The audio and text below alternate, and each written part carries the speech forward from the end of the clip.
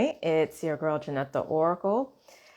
I am jumping on because I posted in my stories earlier a poll question asking if folks would like me to jump on live to talk a little bit more about these stats that I was sharing about how 67% of women entrepreneurs only make 25,000 a year or less, and then only 78% actually do 50K per year or less, and to talk a little bit about some of the things that I see that tend to be the habits or the lack of actions happening for those folks and how to kind of address that. So that's the intention for today. Welcome to everybody coming in. Say hello. Say hi to the Soul family. This will be short and sweet. I'm just going to talk about a couple of things that can help you move the needle in that regard. So first thing I want to ask though is if you are a woman entrepreneur, type in the chat me, and then give me an emoji that describes your current feeling about that. So it could be a smiley face, it could be a sad face, it could be a frustrated face, but let me know in the comments. If you are an entrepreneur, put yes and an emoji that describes your feeling about that. And then while you're doing that, I would also love to know what yearly revenue you are at. And I expect it to be like, a pretty good mix. But yeah, if you're like me, hey, welcome from London. Okay, it's evening time for you. Yes, thank you. For some reason, I'm not able to see that that icon, which is weird. But if you wouldn't mind describing in the chat what the icon was, that would be great. But yeah, so we're gonna talk about this. I don't want to like get too off track, but I'll share again the statistics around women entrepreneurs here in the U.S. Real talk, I don't expect that to be too far off from other Western countries. So definitely do the research for yourself. Oh, it's a lotus. Oh, beautiful. So definitely do the research for yourself about, what's going on with the state of women-owned businesses in your country to kind of get a perspective. But this is going to be for folks here in the U.S., okay? And extrapolate it as needed. So there's been a lot of reports that have come out this year about the state of business, and particularly for women-owned businesses, because we are the fastest growing demographic of entrepreneurs. Yay us, especially Black women entrepreneurs. Yay us. But with the census data, with the American Express report, and there's another report I read, I forgot the name of it though, the numbers are pretty sobering. So for women-owned business entrepreneurs, women-owned businesses, 67%, y'all, so more than half, 67%, almost 2/3, or actually that's exactly 2/3 of the population, make 25K or less in yearly revenue. Now, you and I both know that is not nearly enough money for anybody who is just even on their own, much less a mother or wife, etc. And then 78% of women-owned businesses make 50K a year in revenue or less. So from 67 to 78%, there's only an additional 11% more of businesses, women-owned businesses, that are in that 25 to 50K range. So the majority of business owners, women-owned businesses, are barely making enough money. Now, of course, these statistics are including women who may or may not be working full-time in their business. And for me, when someone says, working full-time, it's like that actually is paying for your livelihood. They could be side hustles or whatever, but most people are going to be starting off with their business as a side hustle with the hopes that it's going to be able to turn full-time for them, right? And replace their job. So that's really disheartening because, business is already difficult, right? It's already hard to make money from your products or services. But as women in particular, especially with the way that we've been conditioned in this country to, not charge enough for our services, to not be as seen or respected as our male counterparts, to not have the same kind of access to resources and education, et cetera, as well as the additional burden of caretaking that we tend to have with family members, et cetera. Those numbers actually shouldn't be too surprising when we really step back and look at it, but still that stings. So I wanted to come on today to talk briefly about some of the really simple missteps that I see women entrepreneurs make who are in those groups, so basically in the 78% and less, that they can easily shift and rectify. And when I mention some of these things, they're going to feel obvious. They're going to feel obvious, but you would be surprised, real talk, you would be surprised how often I come across people who are not doing these things because they have some kind of hang up emotionally or in their belief systems or in their mindset about doing it, right? And so they're getting in their own way before society and the just external challenges that we have to deal with even come into the picture. So we can't be our own worst enemy, y'all. Just full stop. So let me go through these. There's only gonna be a handful. So take notes. All right. And also do me a favor, share this live with somebody who you feel would benefit from it. If you know somebody else who is a women entrepreneur, kind of in that range, they're going to benefit from this for sure. And if you feel comfortable, share in the chat, depending on how long you're in business, what your year-end revenue was in 2020 and what you think you are on track to do this year. If you are feeling so bold.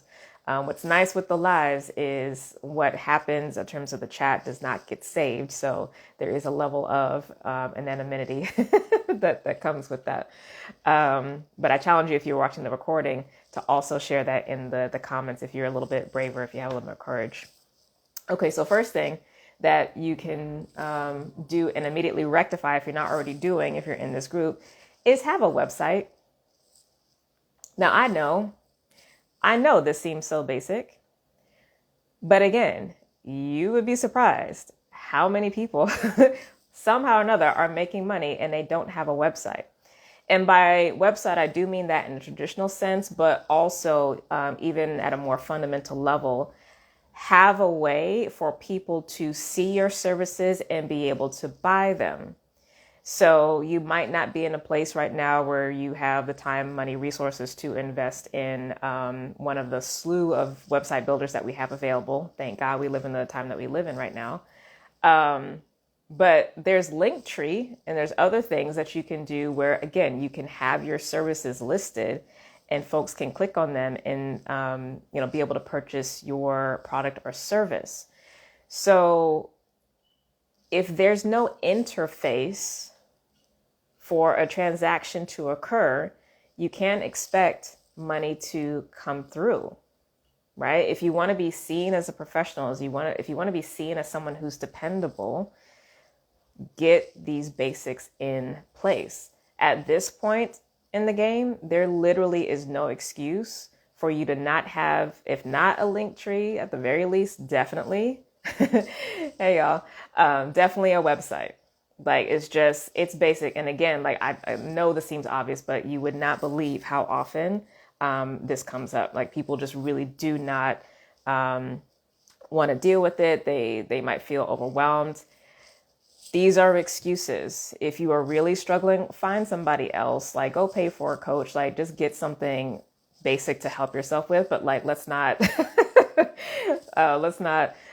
play the games like you are allowed to not have it, not in this day and age. That might have been the case 15, 20 years ago, but that's not the world that we live in. Welcome, welcome. Oh, thank you for putting your numbers. Yes, come through. So you're a fellow six-figure entrepreneur. I love to see it. Beautiful. Yes.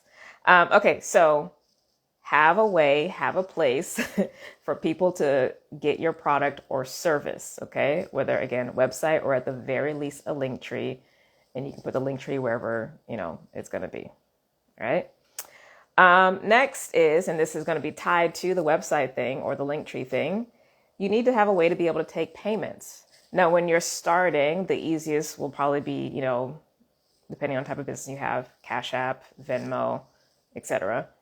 But eventually you do want to have something that can be automated more, like PayPal integration, Square integration, Stripe integration, so you can take credit cards and things like that. But I understand when you're in the beginning stages, especially if you're in that first group of 60%, 67% of women entrepreneurs, you might be feeling nervous about having something that professional, thinking that it's going to like cost so much. It actually doesn't.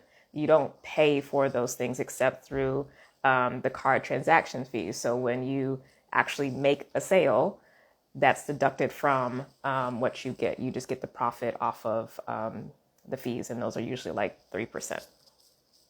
Okay, but in the very, very beginning, it's probably going to be easier to be doing Cash App and Venmo, but whatever it is, you need to have a way for people to pay you.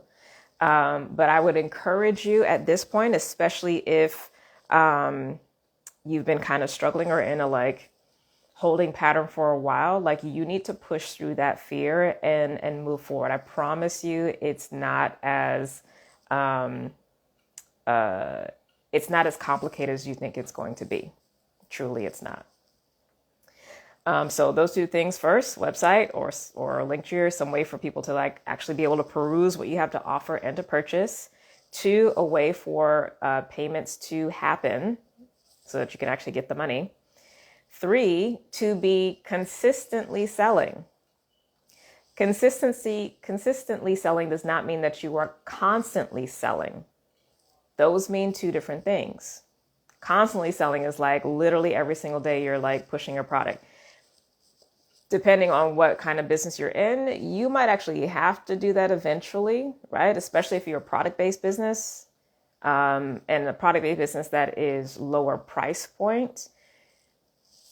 If you need to know how you need to show up, your job is to sign up for the newsletters, follow the accounts of other product-based businesses that you love that have been around for a while. See how often they are presenting their products and providing opportunities for selling. For those of you who are service providers, depending on your price point, how often you are selling is going to vary because, the lower the price point, the more frequently you have to sell. The higher the price point, the less frequently you have to sell, okay? In my coaching program, Sovereign, we talk about this. If you're working with the few or with the many, and your business natal chart can tell you that. But to take a step back, regardless of if you're doing selling to the few or selling to the many, depending on your price point, you need to be selling consistently, not constantly. So consistently in a way that you can maintain over time. So you got to figure that out. And you need to stick with it and you need to commit to that. Because what's happening is you are building a relationship because you're doing business with another person. I say all the time, you're not entitled to people's money. You're building a relationship. Resources will come from relationship. I'll say that again. Your resources will come from relationship. How do you build relationship? By showing up with integrity, by showing up with respect, and by showing up consistently so that there's a level of trust that's built. They can depend on you to be there. They're not going to depend on someone who like goes hardcore for like a couple weeks and then they fall off the face of the earth for 3 months. They're not going to want to buy from you. If they do, it's just going to be every once in a while. You're not going to have regular clientele. And again, if you want to know if this is really true, think about your own behaviors. When you go to buy from someone, whether a product or service, whether it's a solopreneur or a big business, like you're going to go to the ones that you see that have been there, that have been established because they just keep showing up consistently, not necessarily constantly, but consistently. So you need to do the same. That's your responsibility. That's something that I see that tends to not happen, especially in that first group of 67% of women entrepreneurs. That usually is not as much of an issue for folks who are in that 25 to 50K a year because they've learned, right? But in that first group, like that usually is a really big hurdle that folks have to get through because they haven't learned how to hold boundaries and be disciplined within themselves. Oftentimes, like, we don't even realize how much we lean on being micromanaged by somebody else. As much as we hate the corporate culture that we've been in, as much as we say we hate having someone tell us what to do, it actually gives us a sense of safety and security to have that because we don't have responsibility for that thing. That's on somebody else. And we just simply have to follow. It's a different thing when we have to tap into our own power and be like, oh, I'm actually the task maker. I'm actually the one that's holding the container for my sense of safety and security and ultimate success down the road. I'm really going to see if this is something that I care about, if I can hold and maintain to that commitment, to that vision over time or not. Okay. So website or Linktree, a way to take payments, consistently selling, not constantly selling. Right. I'll talk about two more things and then I'll ask for questions and then I'm going to bounce. Next is limit the number of offers.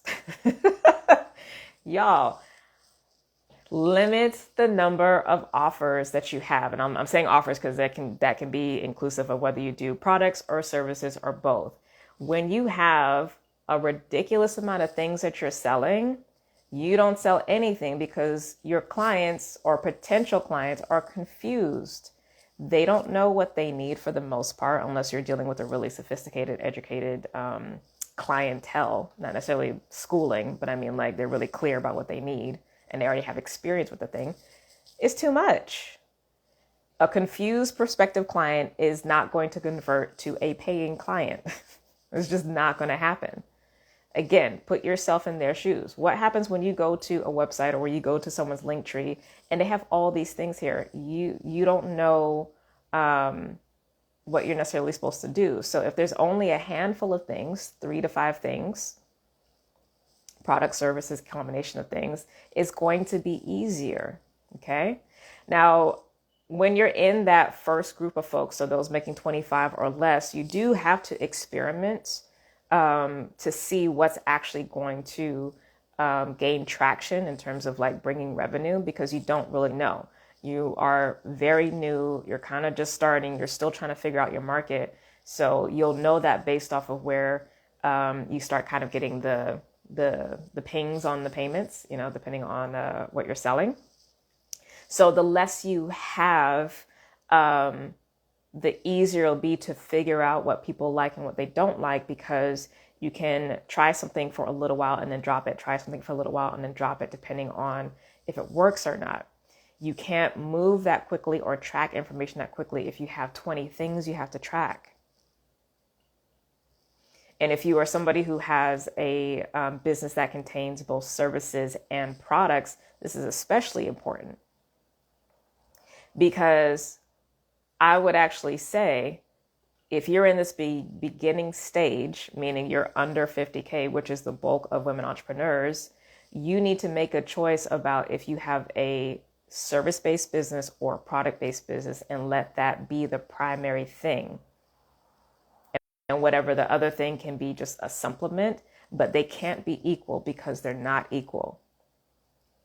I would actually challenge you to say that if you're trying to make them equal, you don't actually know how it is that you're helping people. That's a topic for another day. All right. So limit the number of offers so that you can test often and be able to succeed or fail much more quickly to get to see what actually is building traction for your business. And then once you get that, you can double down on those efforts to sell, and that can help your business grow. But if your clients are confused, it's going to hinder their ability to trust you, right? And hinder the ability for a sale to happen. And then last topic is doing things that are not necessary for the stage of business that you're in. If you're making 25K or less, 50K or less, why are you stressing about doing speaking engagements, writing a book, having a photo shoot every couple months, having your website redesigned like every 3 months, spending ridiculous amounts of money on ads. Why? That's not what you need at your business, at that level of your business. Like, it's just not. In that stage, you're still determining what your business is. Please don't do year 5, year 10 business, actions when you're in year 1 or year 2. To say this another way, because you can be a business for a while, but still be in that 25 to 50K. Don't do actions that somebody who's making 6 figures or more in your business when you're doing 30K a year. You'll get to those eventually, but you don't need all those extra things. The reason why that business is doing all the other tactics that they're doing is because that's what's required at that stage of business in order to grow, in order to scale. And usually it means more systems being put in place and a lot more advertising dollars being put in place to reach a wider audience. But below that, you're still figuring out your audience. So more often than not, money that you would be spending on advertising is not going to be really giving you the return on investment that you would like to see, because you don't know who your people are. Or you do, but you're trying to save everybody. You're trying to be everything to everyone. And again, that's a way that you confuse your clients, because they're just like, is this really for me or not? So what's this helpful? Those 5 things. Having a place for folks to see your products and services. So it needs to be a website, but again, if you, for whatever reason, can't, at least have a link tree. You need to have some way to take payments. I encourage you to ideally get a payment processor rather than leaning on Cash App and Venmo, right?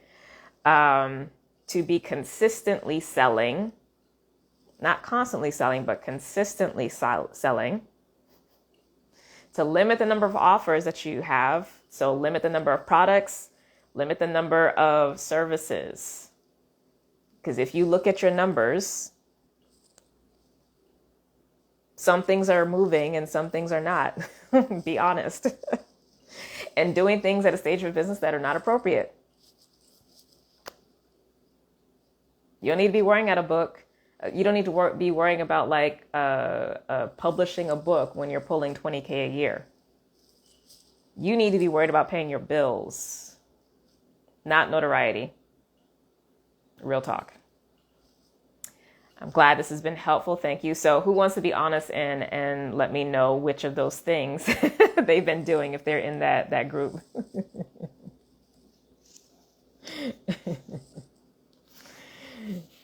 Who wants to be honest in the comments about that?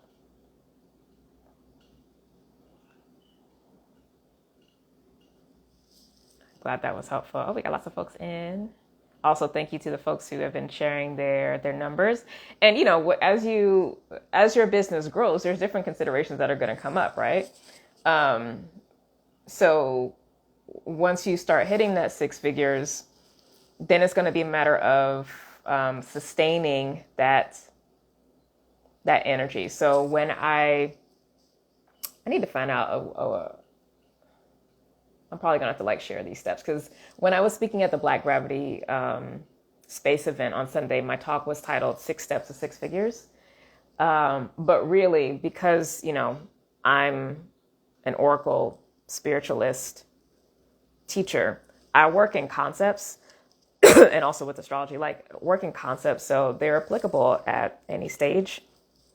But when you get to that point of sustaining, that's its own difficulty, because it's that's the time when you set a new normal and you test whether or not you can actually repeat that success, right? Because perpetual growth is a sham. perpetual growth is a sham. To say that another way, perpetual growth is what capitalism does or tries to do. It's not sustainable, right? Sustainability is like, oh, can I repeat this and keep this going? Have I actually learned what I was supposed to learn? Or have I just been riding on a wave? But and when you can do that, then you can really start to think about scaling. Because then you can think about, okay, this is solid. This is actually holding steady. What now needs to be in place to scale, not grow? Because when you sustain, you're actually still going to grow. But scaling, I was actually mentioning this to somebody after my talk on Sunday. There's a difference between growing and scaling. So growing is like, oh, you double your income, or you might increase 30%, 50% or whatever. But scaling is like you're going 10x. And if you are scaling something, it necessarily means that what's in place that you have now will necessarily break down because it's not actually able to handle that much growth. Those are different conversations that get had once you get to higher levels of revenue. So somebody said 4 has been something that I was already getting realistic about. So what I said, limiting the number of offers. Yes, good. That's awesome. Beautiful. I love to see it. Because the thing is like what that circles back to, and I say this ad nauseum, if you've been following me for a little while for women entrepreneurs, I'm constantly talking about the vision and the mission. And when I go deeper in this with my clients, it's like, okay, vision, mission, and then what specific transformation or way that you are helping to change a person's life is actually happening. I will come on at another time, probably sometime next week too, because it's something that dropped in my spirit was about the fact that people don't actually know what they're doing. And not in a literal sense. Not in a literal sense. They don't actually understand, often, not always, but they don't understand what they're doing truly for people. The changes that they're helping people with, or what they're supposed to be doing. Because a lot of times we'll be like, oh, let me fully conform to what I see other people doing without consideration of what Spirit's assignment was and is for having this business in the first place. Right? Like, yeah. So that's awesome. Anybody else want to share which of those things has, the things that I listed has been showing up for your business?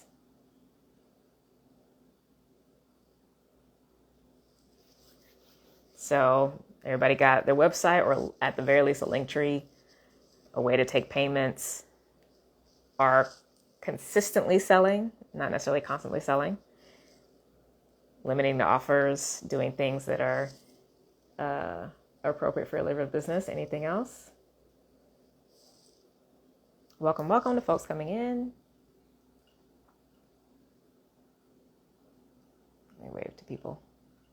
Hello. It's been a minute since I've been on live. Everything is like reels now and stories, so that's that's where I've been. But I'm gonna try to get in for like short lives more regularly.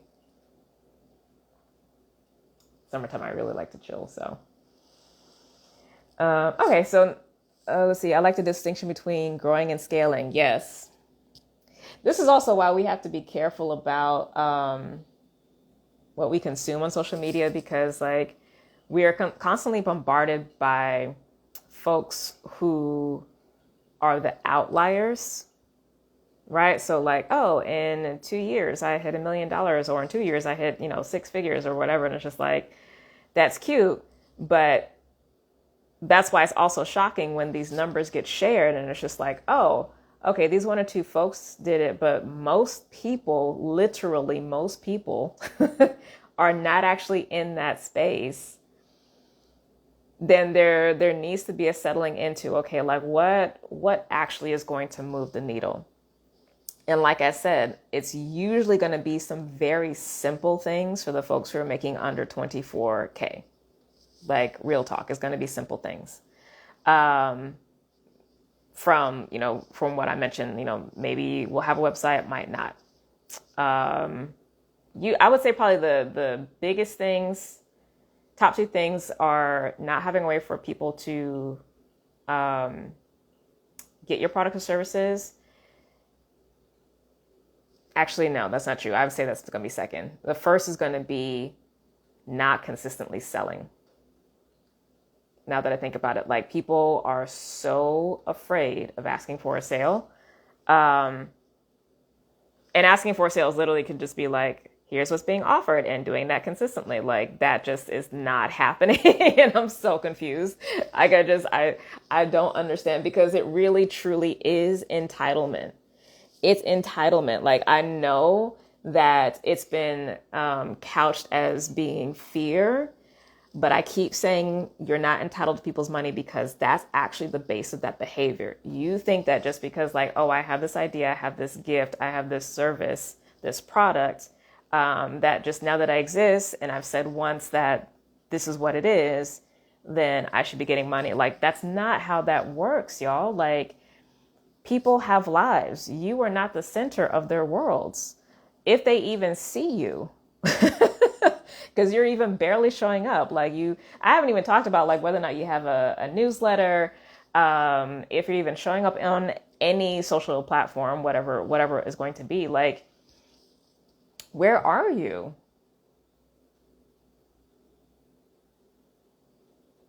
I don't get it. And maybe it's just because like, and I'm saying this on like, listen, y'all know my story. I wasn't trying to be in business. I got the download and then I got let go from work. So I wasn't in a situation where I was like, oh, let me do this on the side kind of thing. There's no safety net. I don't have an MBA. Like I don't have family and like large amounts of savings. So like that is not my story. So there's a different level of like, oh shit, I got to do this, right? That's there. But even still, yeah, it's just like, it's a business, y'all. Anyway, ranting. So distinction between growing and scaling. Have been considering putting on a link tree. This is my nudge. See, listen, thank you for the honesty, but like the example right there. If the link in your bio is not your website or a link tree, again, depending on what you have, like you're on this platform and you're a business owner and there's not a way for people to buy your products. Like you're expecting people to just come in your DMs and be like, oh, what? And you're wondering how to move the needle. It's just wild.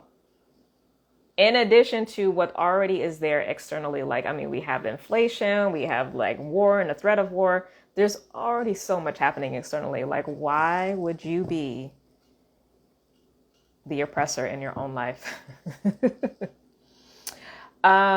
Question, how do you know you're ready to scale? The thing that has helped me actually increase was the help of a coach. Thank you. Yes, like get somebody who's actually been there. And who's sharing, like, and that's, when the assignment came through from Spirit, again, those of you who've been following me for a while, came through about like, I'm going to have to pivot into this.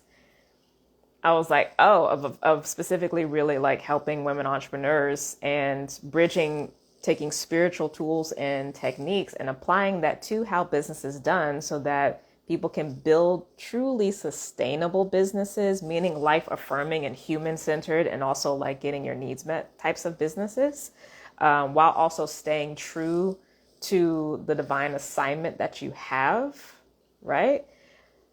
Like, I mean, I understood it in general, but also I understood the timing of it because I had accomplished something. I had hit six figures. in 2020, and I'd gone through all these different stages. Like I had to walk the path. And you know what I say, like you need to come on the other side of whatever it is that you're working on in order to turn around and to be able to share what you've learned with other people. And so that's what is happening now. That's why Sovereign exists. That's why all the services have now changed to be centered on women entrepreneurs. So if you haven't actually been on my newsletter, definitely check it out. I have the link for the October astrology, but also the most recent newsletter where I describe this sacred death process and this transition of making this pivot in the business. And I also give links for all of the new services. So definitely check that out. The link to that newsletter is literally in the link tree. So when you click on the link in my bio, you'll see it. It's titled Sacred Death and it says October newsletter. So you can check that out. Or you can just go to the website, whatever. But yeah, it's there to really drill into this because women entrepreneurs need to be much more sovereign, economically empowered in order to help shift the balance and to make change within the world in which we live. It's just what it is. And it's also how it's supposed to be, especially for Black women, particularly those who have roots in ethnic lineages out of West Africa, which is most of us, real talk. Much of our culture centers around the marketplace, and you know this in the different spiritual faiths and religions that are there. Like they're around the market, and women control the market. Like it's what we are and what we do. So this act of coming into greater economic sovereignty, in particular for Black women, is a form of healing intergenerational trauma and what I like to call Sankofa-ing your life and recalling and reclaiming your spiritual inheritance, because this is what is naturally supposed to be happening if you are called to run a business. You don't necessarily have to be called to that, but if you are called to it, that's the thing, right? Right. Why would you be the oppressor to your own work? But I want to get back to this question about how you know you're ready to scale. To me, it's when you are, and so you're saying scale rather than growth. So I'm going to use that as a template because I already talked about the distinction between growth and scaling. So once you hit that 6-figure mark, the challenge is to sustain that or replicate that and to grow that. So that 100K to probably 250, 350K is that sustainer stage. And you may, just because how business is, like nothing is actually going to be linear.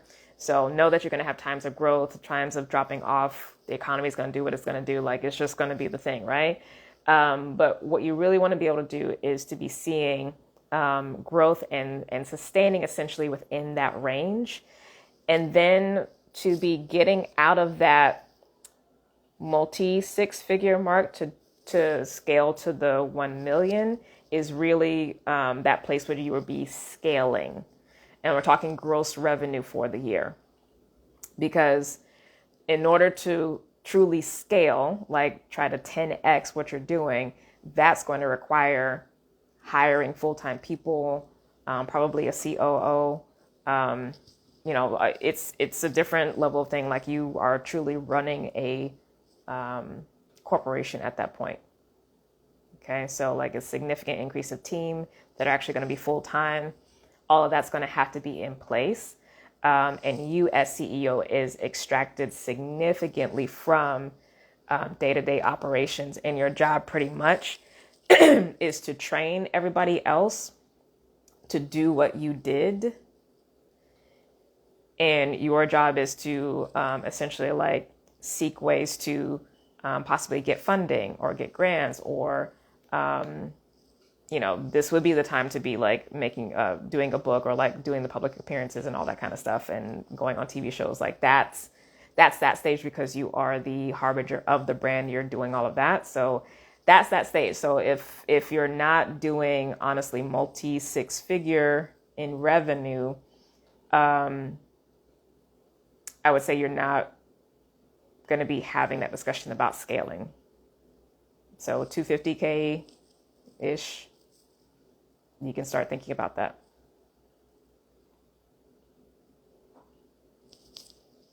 It'll be somewhere around there for product-based businesses, pretty exclusively, to be honest. Yeah. Does that help answer that question if you're still here?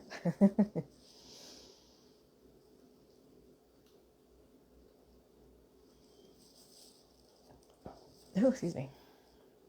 I don't know if you are, but hopefully that helps somebody.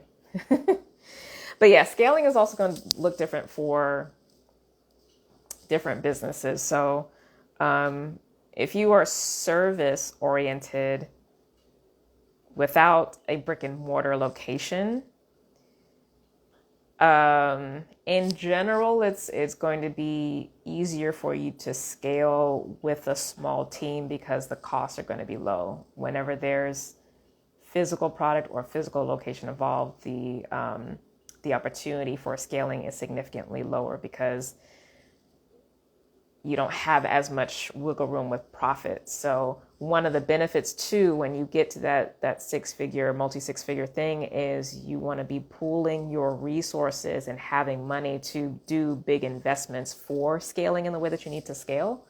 And part of that is like making sure you have enough, not only in reserves, but also consistently where you can float team members, right? Like you're literally paying for someone else's livelihood and their family and insurance and all that. So yeah, there's that. But again, with these numbers, most folks aren't going to be having discussions of scaling. And then even folks who are past that 6-figure mark, which is going to be a really small segment of the population, like less than 10%, depending on the type of business that you have, you still might not necessarily need to have a scaling conversation. You just might need to have a few more systems in place, and there's still like a significant amount of growth that you have available to do just because you're working pretty lean. Yeah, so anyway, practical things and spiritual things are what we get when you have Jeanette the Oracle as your coach. When we do the spiritual life coaching thing, when we do the business strategy thing, always grounded in spiritual wisdom and practical things. Like, I say, we got to be about it, not just talk about it. And that requires action. So same thing comes here. Regardless of the type of business that you have, like, please get your basics. Like, these numbers have got to shift, especially if you're a Black woman entrepreneur. Please, please, please do the work that you need to do to handle these basics. Okay. And then if you need help or you would like to work with me, send me a DM.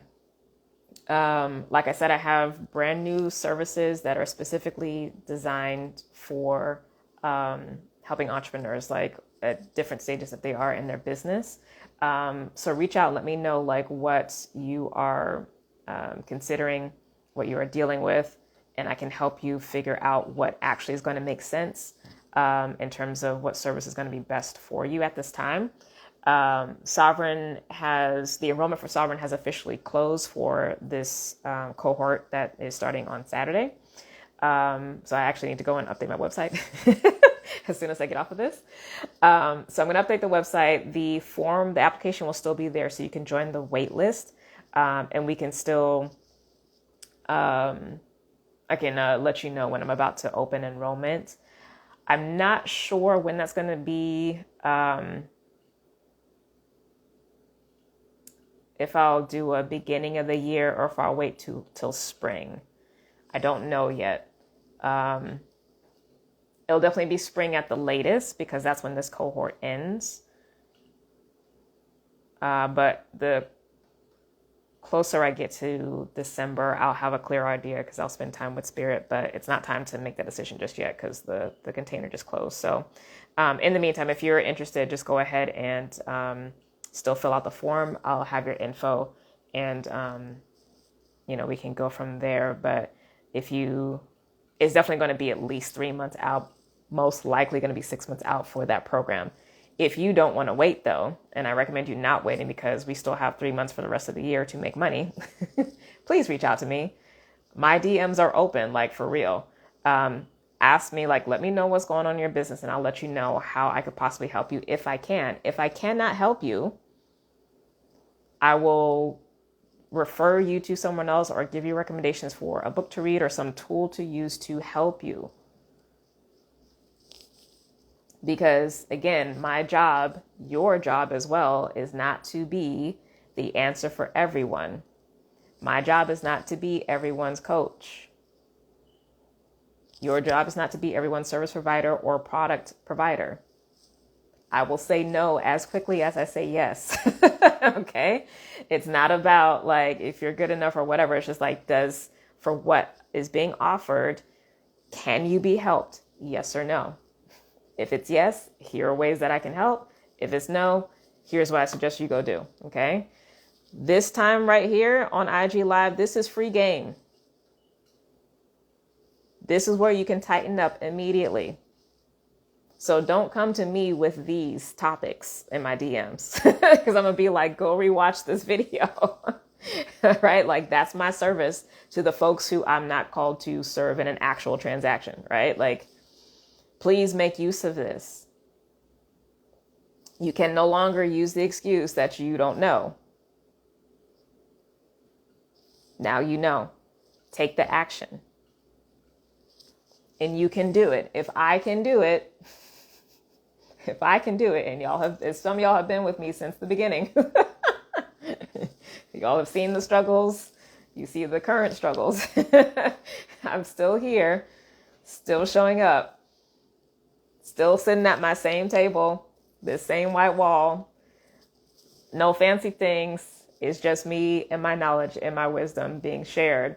If I can do this, you can. Okay? Prove it to yourself, please. And honor yourself, honor your spirit in that process, okay? Again, please share this with anyone who you know might benefit if you know other entrepreneurs, especially women entrepreneurs. And also share it in your stories, okay? Because you also don't know who's following you. You might be impacting someone's life in a way that you might not realize, so share. It's also when you share this information, it also alerts people to the fact that, oh yes, this person is in business. Let me check out what they have on their Instagram and their website. So yes, you are spreading what I'm sharing, but you're also highlighting you as a business owner. Okay. So there's a mutual benefit that happens with that sharing. So please do share. And again, reach out in my DMs if you want to know how I can potentially help you in your business. And again, Enrollment for Sovereign has closed. However, you can still apply and you'll be added to the wait list of folks. And as soon as I have a sense of like when the next enrollment will happen, which most likely will be spring of next year, so 6 months out, you can make a decision about how you want to proceed. Okay. I may jump on another live sometime next week to actually talk about the new services in more detail. But like I said, if you want to see what I wrote to my email subscribers, check out the link in my bio for the Sacred Death newsletter, and the info is there. Okay. I hope that this helped you. I love y'all much. I know this is not easy, but again, you can do it. Stick with it one day at a time. One day at a time. All right. Love you much. Bye.